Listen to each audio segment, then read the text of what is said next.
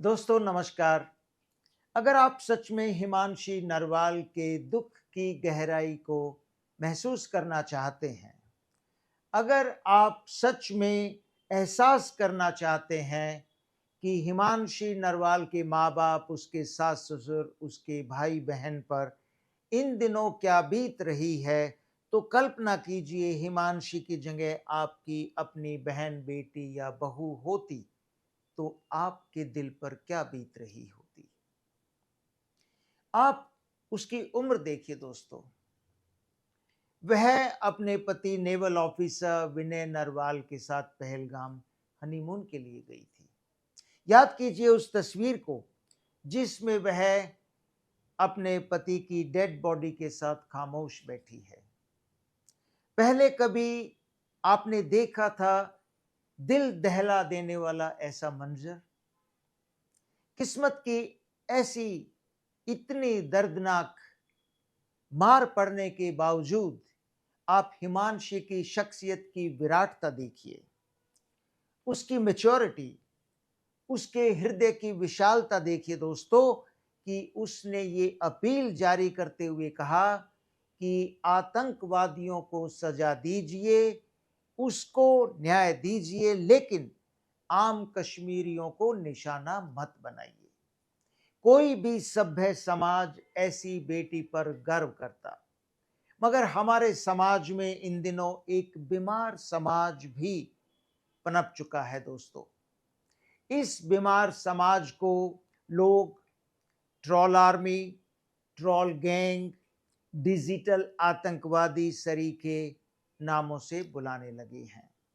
ये गालीबाज सेना पिछले कई दिनों से हिमांशी नरवाल को ट्रोल कर रही है, उसे राष्ट्र विरोधी, हिंदू विरोधी और पाकिस्तानी समर्थक बता रही है, सिर्फ इसलिए कि उसने ये कहा था कि असली गुनहगारों को सजा दीजिए, निर्दोष कश्मीरियों को देश में निशाना मत बनाइए। ये वही ट्रोल गैंग है दोस्तों जो अन्नदाता किसानों को खालिस्तानी और पाकिस्तानी बता चुका है, जिसने तिरंगे का मान सम्मान बढ़ाने वाली पहलवान बेटियों को गद्दार बोला था, जिसने हाल ही में देश की आन बान शान नीरज चोपड़ा और उसके परिवार को सोशल मीडिया पर जमकर गालियां दी थी। इस गालीबाज सेना को ये बताने के लिए कि देश हिमांशी नरवाल के साथ खड़ा है, देश शहीदों के परिवार के साथ खड़ा है, लोकसभा में leader of opposition Rahul Gandhi आज करनाल पहुंचे। 1.5 घंटे तक वे शहीद विनय नरवाल के परिवार के साथ रहे, उनका दुख दर्द बांटा, हिमांशी नरवाल के सिर पर हाथ रखा, मगर बीजेपी खामोश है। केंद्र सरकार तमाशबीन बनी हुई है। लोग सवाल कर रहे हैं कि हिमांशी नरवाल को गालियां देने वाले ये गुंडे अभी तक जेल में क्यों नहीं डाले गए, इनके खिलाफ FIR दर्ज क्यों नहीं हुई। पब्लिक में यह अवधारणा घर करने लगी है कि ये ट्रोल गैंग दरअसल बीजेपी के ही लोग हैं। अगर ऐसा नहीं है तो बीजेपी को सामने आकर अपनी चुप्पी तोड़नी चाहिए और इन लोगों के खिलाफ एक स्टैंड लेना चाहिए।